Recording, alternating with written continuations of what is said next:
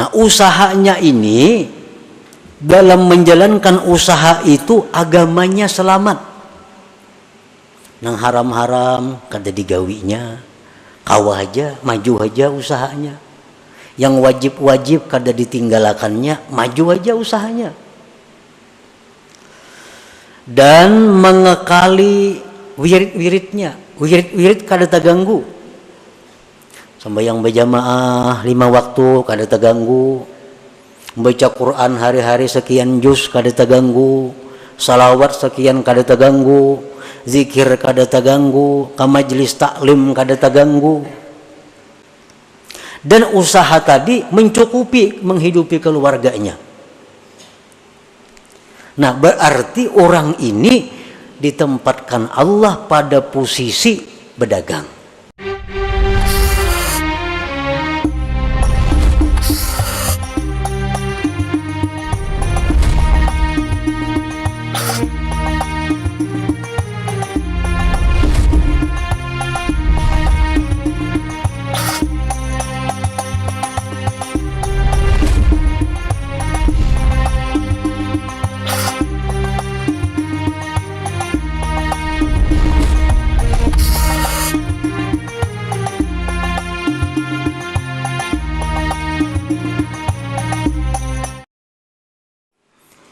Bismillahirrahmanirrahim.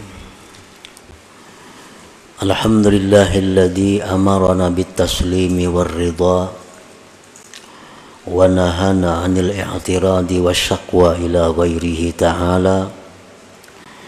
Asyhadu an la ilaha illallah wahdahu la syarika lahu jalla wa 'ala. Wa asyhadu anna sayyidana Muhammadan 'abduhu wa rasuluhul mu'azzamu fil ardi was sama. Allahumma salli wa sallim wa barik ala sayyidina wa maulana Muhammad al-mawsuf bis-safa wal wafa wa ala alihi wa ashabihi wa zurriyyatihi wa man iqtafa, amma ba'du. Yang kita hormati dan kita cintai para habaib dan para alim ulama, para muhibbin hadirin hadirat rahimakumullah. Alhamdulillah, puji dan syukur terlebih dahulu kita haturkan kehadirat Allah Subhanahu wa ta'ala yang telah mengumpulkan kita di dalam majlis ilmu ini, dan kita berharap kepada Allah agar selalu dikumpulkan dalam kebaikan dan takwa. Puji dan syukur pula kita haturkan kehadirat Allah Subhanahu wa ta'ala yang mana pada saat ini telah menempatkan kita dalam posisi talabatul ilm, dalam kedudukan penuntut ilmu. Dan kita memohon kepada Allah di majlis yang penuh berkah ini agar kita selalu ditempatkan Allah dalam kedudukan penuntut ilmu sampai akhir hayat kita. Dan yang lebih penting dari itu, kita minta kepada Allah agar bisa mengamalkan ilmu yang diberikan Allah Subhanahu wa ta'ala kepada kita ini. Salawat dan salam kita haturkan kepada junjungan kita Nabi besar Muhammad sallallahu alaihi wasallam dan kepada seluruh keluarga, para sahabat, zurriyat dan pengikut beliau sampai hari kiamat nanti. Para muhibbin rahimakumullah, al-hikmatus sabi'ata asyarah min al-hikamil ataiyah. Qala al-imam Ahmad bin Athaillah as-Sakandari rahimahullah wa nafa'ana bi ulumih.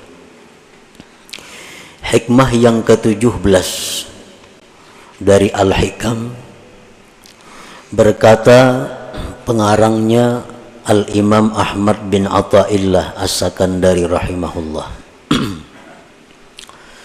ma taraka minal jahli syai'a man arada ayyuhditha fil waqti ghaira ma azharahullahu fihi.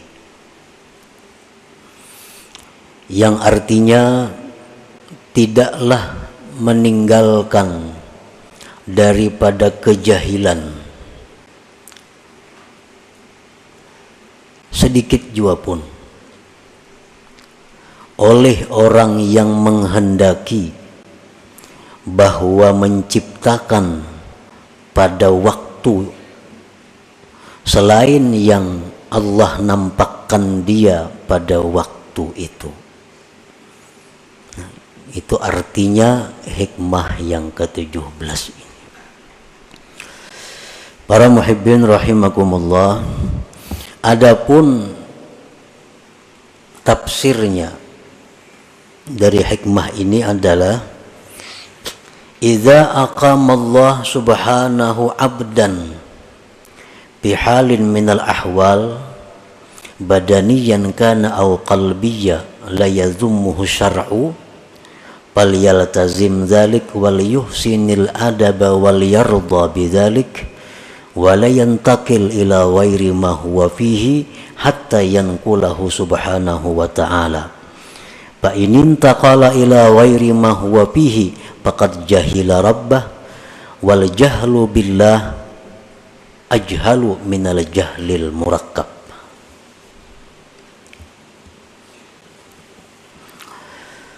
Apabila Allah subhanahu wa ta'ala menempatkan seorang hambanya pada satu keadaan daripada keadaan-keadaan,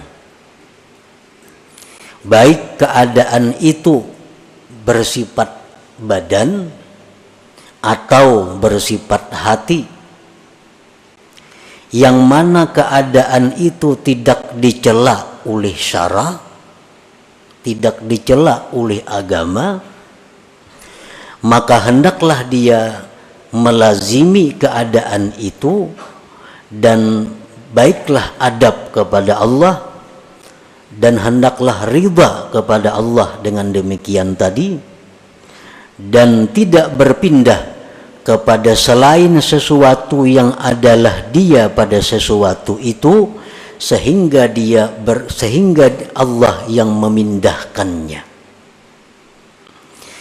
Apabila dia berpindah kepada selain sesuatu yang adalah dia pada sesuatu itu, maka berarti dia jahil dengan Tuhannya.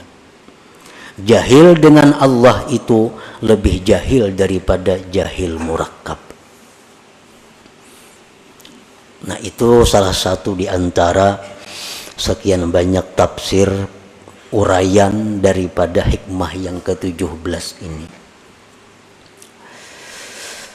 Seorang hamba, ini hikmah yang ke-17 adalah merupakan adab seorang hamba Allah kepada Allah. Tata kerama bagaimana seorang hamba yang baik itu dengan Allah.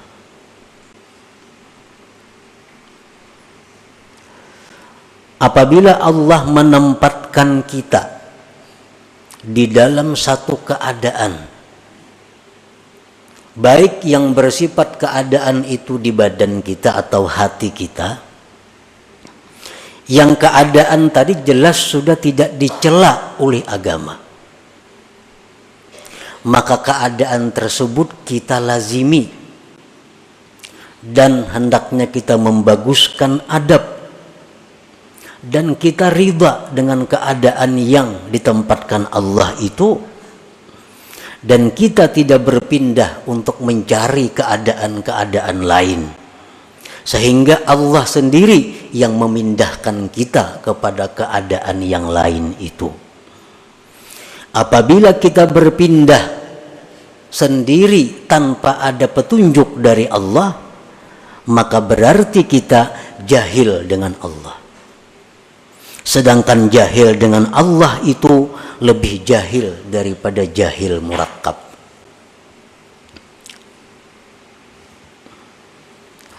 Jahil itu ada yang disebut jahil basit. Jahil basit ini artinya orang yang tidak tahu sesuatu dan dia tahu dirinya tidak tahu sesuatu itu. Contohnya, Ujar orang, ikam tahulah nangaran sepeda motor nito. Tahulah ikam nangaran sepeda motor. Ujarnya kada tahu. Ujarnya kada tahu. Ini ngarannya jahil basir. Orang yang kada tahu dan dia tahu bahwa dia kada tahu. Tahulah sepeda motor, kada tahu. Habis sudah kisahnya. Ini jahil yang paling inting. Dan kadang-kadang jahil seperti ini dalam beberapa hal terpuji. Jahil yang kedua adalah jahil murakkab. Orang ini tidak tahu dan dia tidak tahu dirinya tidak tahu. Ini berat jahilnya. Kada tahu lawan sesuatu dan inya kada tahu bahwa dirinya itu kada tahu. Ujar orang, ikam tahulah sepeda motor. Tahu ay. Mananya? Tuh, menunjuk ke kambing. Menunjuk ke kambing. Berarti orang ini jahilnya double. Lawan kambing kada tahu, lawan sepeda motor kada tahu, lawan dirinya jahil kada tahu. Nah ini ngarannya jahil murakkab. Yang lebih jahil dari jahil murakkab ini ada lagi. Orang yang jahil dengan Allah. Orang yang tidak tahu bahwa Allah yang menciptakan dia. Orang yang tidak tahu bahwa Allah yang mengatur seluruh yang ada ini. Orang yang tidak tahu bahwa Allah yang menghendaki segala yang telah terjadi dan akan terjadi. Dia tidak tahu bahwa Allah yang memberi rezeki kepada dia. Dia tidak tahu bahwa Allah yang menghidupkan dia. Dia tidak tahu bahwa Allah yang mematikan dia. Nah, jahil terhadap Allah ini lebih jahil daripada jahil murakkab tadi.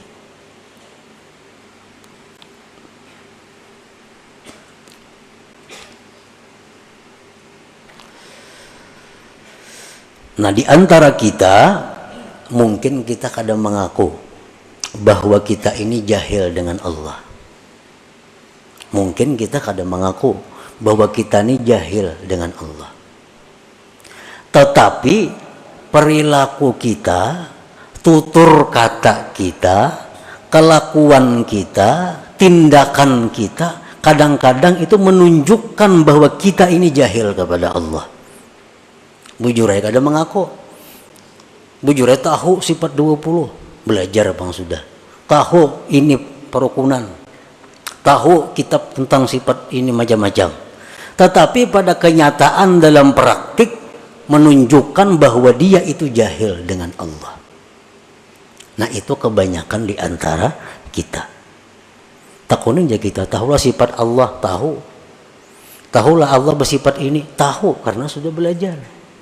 Tapi dalam gawian sehari-hari menunjukkan bahwa kita ini jahil dengan Allah. Buktinya ada dendam dalam hati kita. Buktinya kita seringkali menyalahkan asbab dalam segala sesuatu. Buktinya kita seringkali bergantung dengan asbab. Buktinya seringkali kita gembira dengan asbab. Kita sedih dengan asbab. Nah itu praktik-praktik menunjukkan kita jahil dengan Tuhan. Jahil dengan Tuhan itu paling dahsyat kejahilan. Lebih jahil daripada jahil murakkab tadi. Nah, para muhibbin rahimakumullah. Nah kemudian contoh-contoh di antara hikmah yang ke-17 ini. Bagaimana adab kita yang sebenarnya kepada Allah dalam hal keadaan-keadaan yang kita tempati. Idza aqama Allahu 'abdan fi talabil 'ilm tilmidan kana aw syaikha wa kafahu min amri dunyahu faltazim dzalik wal yuhsinil adab ma'allah wal yarda bidzalik wa la yantakil ila ghairi ma huwa fihi hatta yanqulahu Allah subhanahu. apabila Allah menempatkan hamba pada menuntut ilmu, baik murid atau guru. Guru dan murid itu sama-sama masuk dalam penuntut ilmu. Misalnya kita berwakaf ini untuk penuntut ilmu, murid masuk di situ, guru masuk. Nah, Allah Subhanahu wa ta'ala bila menempatkan kita dalam menuntut ilmu, gawian kita nih belajar aja. Ada yang saya punya gawiannya mengajar aja. Dan Allah cukupkan daripadanya perkara-perkara dunia. Allah cukupkan. Makannya cukup, pakainya cukup, membiayai keluarga cukup. Dari mana jalannya Allah mendatangkan kita kada tahu. Pokoknya cukup. Nah, ini orang ngarannya ditempatkan Allah dalam posisi menuntut ilmu. Bila sudah demikian halnya, lazimi posisi itu dan membaguskan adab kepada Allah. Artinya apa? Bahwa dia menganggap inilah posisiku yang terbaik, inilah keadaanku, pekerjaanku yang terbaik yang diberikan Allah. Dan hendaklah dia riba dengan keadaan itu. Dan dia jangan berpindah kepada keadaan lain sehingga Allah yang memindahkannya. Orang ini kesibukannya belajar. Pagi belajar, tengah hari belajar, sore belajar, malam belajar, atau mengajar. Tapi urusan dunia inya cukup. Berarti inya ini ditempatkan Allah sebagai penuntut ilmu. Jangan tinggalkan posisi itu kecuali Allah yang memindahkan. Jangan nak berampih nuntut ilmu, nak berpindah nuntut ilmu, nak berusaha. Nah, itu berpindah ngarannya. Nak berampih sama ajar, nak beramal aja lagi. Nah, ngarannya berpindah. Jangan, kecuali Allah yang memindahkan. Apa tanda-tandanya Allah memindahkan kita dari posisi itu? Tandanya, dulu orang belajar lawan kita. Nah, sekarang orang kada ada lagi yang belajar lawan kita, ampihan. Asalnya pesantren ini hibak. Wah, ini tinggal berdua bertiga lagi. Nah, itu adalah berarti Allah menyuruh kita pindah daripada posisi itu. Ke posisi mana kita pindah? Apabila Allah mencukupkan urusan dunia kepada kita, berarti kita mesti pindah ke posisi hanya menghadap Allah, menghabiskan waktu berzikir, beribadah kepada Allah. Kada perlu lagi mengajar, karena ini sudah isyarat dari Allah pindah. Artinya selama kita mengajar dan banyak haja orang nang mau belajar lawan inya, duniawi dicukupi Allah, berarti orang ini masih ditempatkan Allah di posisi itu. Jangan hendak berampih-ampih mengajar.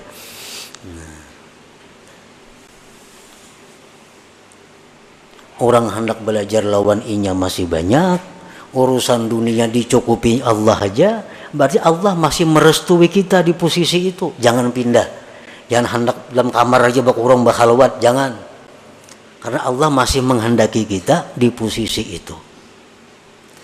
Nah, kalau kita berpindah karena banyaknya menghadapi tantangan, banyaknya menghadapi rintangan, mah aku sudah ampih sama ajar muyak enggak ini caranya, bubar belajaran, aku nak istirahat, masuk kamar. Nah, ini orang ngarannya kada beradab dengan Allah, karena pindah posisi tanpa dipindahkan oleh Allah Subhanahu wa ta'ala. Nah, inilah salah satu contoh adab seseorang kepada yang dipilihkan oleh Allah. Contoh lain lagi, Wa idza aqamallahu 'abdan fi tijaratin aw sun'atin ma'as salamah fi dinihi wal muhafazah 'ala awradihi wal kifayah 'ala mu'nati man talzamuhu mu'natuhu falyaltazim dzalik wal yuhsinil adab ma'allah wal yarda bidzalik wa la yantakil ila ghairi ma huwa fihi hatta yanqulahu Allah subhanahu. Apabila Allah menempatkan seseorang hamba dalam perdagangan atau pekerjaan lain, kita ditempatkan Allah jadi pedagang atau pengusaha lainnya. Dalam berdagang itu, bekerja itu, agama kita ini selamat. Agama selamat.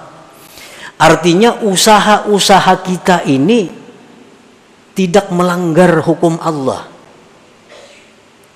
Kan kadang-kadang ada usaha tuh nang bila kada melanggar hukum Tuhan kada dapat. Bila orang kada menyuguk kada dapat gawian. Nah, itu ada usaha. Ini sudah jelas Allah kada menempatkan di situ. Nah, usahanya ini dalam menjalankan usaha itu agamanya selamat. Nang haram-haram kada digawinya, kawah aja, maju aja usahanya. Yang wajib-wajib kada ditinggalakannya, maju aja usahanya. Dan mengekali wirid-wiridnya, wirid kada terganggu. Sembahyang berjamaah 5 waktu kada terganggu. Baca Quran hari-hari sekian juz kada terganggu. Salawat sekian kada terganggu. Zikir kada terganggu, ke majelis taklim kada terganggu. Dan usaha tadi mencukupi menghidupi keluarganya. Nah, berarti orang ini ditempatkan Allah pada posisi berdagang atau bekerja. Usaha untungnya cukup membiayai hidup sekeluargaan. Dalam menjalankan usaha itunya kada ada berdusta. Payu aja kada berdusta. Kada menyuguk. Nang wajib tak kerjaakan. Sembahyang berjamaah terlaksana. Menuntut ilmu kawa. Wirid-wirid tak baca. Berarti dia ditempatkan Allah di situ. Jangan hendak pindah. Jangan pindah kecuali Allah yang memindah. Apa tandanya Allah memindah? Apabila antara lain dalam menjalankan usaha itu sudah kada kau menghindari nang haram. Nah, usaha aku ini bila kada menggawi nang haram kada jalan. Ya tadi bila kada nyuguk kada dapat duit. Adalah gawian nang kaya itu banyak. 10% kan kepala ini, 10%, 2% kan kepala ini, kepala dinas ini. Bila kada kaya itu kada dapat gawian. Nah, ini menunjukkan usaha ini tidak diridhai Allah. Nah, kalau demikian halnya dia wajib pindah usaha lain. Nah, itu alamat artinya Allah menyuruh pindah. Nah, cari pekerjaan-pekerjaan lain.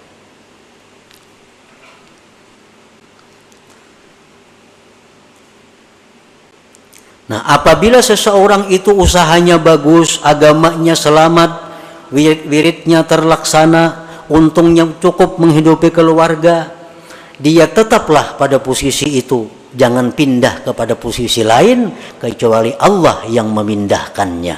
Tandanya Allah memindahkan sudah kesulitan dalam menjalankan usaha untuk menghindari yang haram atau melaksanakan kewajiban.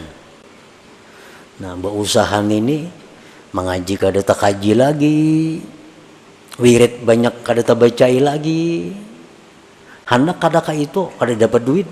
Nah, berarti usaha ini sudah disuruh Tuhan tinggalkan, cari usaha lain, cari usaha lain. Nah, itu adabnya kepada Allah bagi orang-orang yang ditempatkan Allah dalam posisi usaha.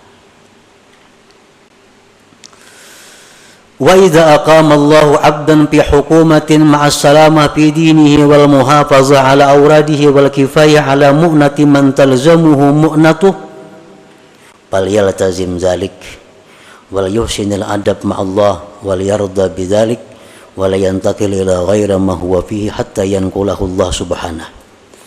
Apabila Allah subhanahu wa ta'ala menempatkan seseorang ini dalam pemerintahan, ini ditetapkan Allah dalam pemerintahan, jadi pegawai, baik itu pejabat apa ngarannya, dalam pegawai itu, dalam menjalankan tugas itu, dia bisa menyelamatkan agamanya. Bujurannya jadi kepala ini, kepala depak umpamanya, kepala PO. Tapi inya urusan agamanya selamat. Kada ambil duit orang, membagi gawian dengan jujur. Pokoknya nang haram-haram itunya bisa menghindari. Ka pengajian tetap kawa turun, wirid-wiridnya terbaca. Gajinya cukup menghidupi keluarga. Berarti orang ini sudah ditempatkan Allah, direstui Allah di posisi itu. Jangan hendak mundur dari jabatan itu kecuali Allah yang memundurkan. Tandanya Allah memundurkan apa? Aku jadi kepala ini kada kawa, kada korupsi. Kenapa kada kawa kada korupsi? Bosku menyuruh korupsi. Hendak kada ku intain ini kayak pemberiin yang di atas. Nah, kada kawa. Makanya yang di atasnya kadang-kadang hendak ke Jakarta, minta duit. Mana duitnya? Bila kadang maintai orang. Hendak ke anu. Nah, bila sudah ini terjadi, berarti ini gawian sudah tidak diridai Allah. Pindah dari situ. Kalau hendak selamat. Hendak sakit, karusakan, ada apa-apa juga bang. Ini hendak kisah, hendak selamat nih. Nah, pindah dari posisi itu. Cari jabatan-jabatan yang aman. Banyak kayak jabatan yang aman, yang kada berurusan lawan hal-hal itu. Paman sekolah aman jabatan. Nah, bisukan buka kunci sekolahan, sepue istirahat. Pindah cari posisi yang aman. Nah, itulah yang dimaksud oleh hikmah yang ke-17 ini. Nah, sekarang kita ukur gawian kita, pekerjaan kita yang ada nih. Apakah direstui Allah atau kada? Apakah disuruh Allah pindah atau kada dari pekerjaan sekarang? Ukurannya, apakah agama kita selamat dalam pekerjaan ini? Apakah kita bisa menjaga wirid-wirid kita? Bila bisa, berarti pekerjaan ini diridai Allah. Dan Allah menempatkan kita pada posisi itu.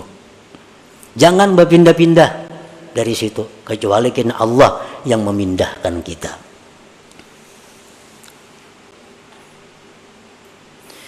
Wa idza aqama Allahu 'abdan fi faqrin fasabara wa radiya bidzalik fala yatlub min Allahi al-ghina hatta yughniyahu Allah taala bila talabin minhu. Apabila Allah menempatkan seorang hamba dalam posisi fakir. Ada orang yang ditempatkan Allah dalam posisi fakir. Fakir ini artinya orang yang memerlukan biaya sehari 15.000 rupiah. Tapi yang ia dapatkan hanya 6.000 atau kurang lebih itu. Ini fakir. Inya perlu sehari ini menghidupi keluarganya 20.000. Usaha yang didapatnya hanya 7.000. Nah, ini fakir. Apabila Allah menempatkan seseorang hamba dalam posisi fakir, tapi inya sabar, inya ridha aja, kada jadi pikiran. Beramal lancar, nuntut ilmu lancar, padahal duit sakit. Nah, fala yatlub minallahil ghina, jangan hendak minta kaya kepada Allah. Jangan hendak minta luas rezeki kepada Allah. sehingga Allah nantinya sendiri yang mengayakkan dia tanpa permintaan daripada dia. Tunggu aja, hadangi aja. Bila kada sugih di dunia, di akhirat kena sugihnya. Nah itu contoh orang yang beradab dengan Allah Subhanahu wa ta'ala. Nah ini contoh-contoh yang bersangkutan dengan badan. Wa iza aqama Allahu 'abdan fi hali kabdin fala yatlub min Allahil basta hatta yanqulahu Allah ila halil basti. Apabila Allah Subhanahu wa ta'ala menempatkan seorang hamba pada keadaan sedih. Nah kadang-kadang bisa datang dalam hati kita ini keadaan kacau. Padahal kada ada sebab apa-apa. Kita kada kekurangan apa, kita kada kehilangan apa, tapi kadang-kadang datang dalam hati kita ada perasaan-perasaan yang sedih, risau. Dalam istilah tasawuf disebut kabat ngarannya.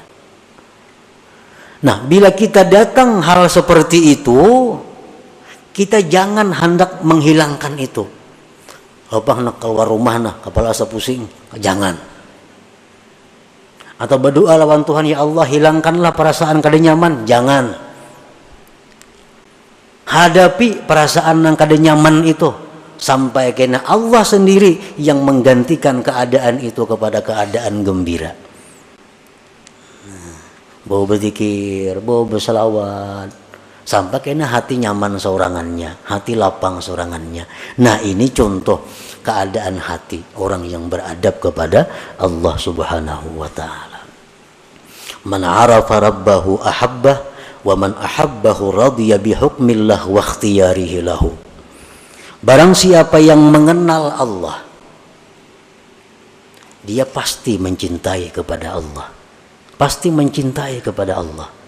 Asal bujur-bujur kita ini tahu tentang Allah, kita pasti katuju lawan Tuhan itu. Bila mana sudah kita cinta kepada Allah, kita pasti akan riba dan senang dengan apa yang dipilihkan Allah untuk kita. Kita pasti akan senang dengan apa yang diberikan Allah kepada kita. Nah itulah para muhibbin rahimakumullah, sedikit tentang pembahasan hikmah yang ke-17 ini. Mudah-mudahan kita diberi Allah hidayah, taufik untuk bisa mengamalkan ilmu-ilmu yang diberikan Allah Subhanahu wa ta'ala kepada kita ini. إلى حضرة النبي صلى الله عليه وسلم. الفاتحة. أعوذ بالله من الشيطان الرجيم. بسم الله الرحمن الرحيم. إياك نعبد وإياك نستعين. اهدنا الصراط المستقيم صراط الذين أنعمت عليهم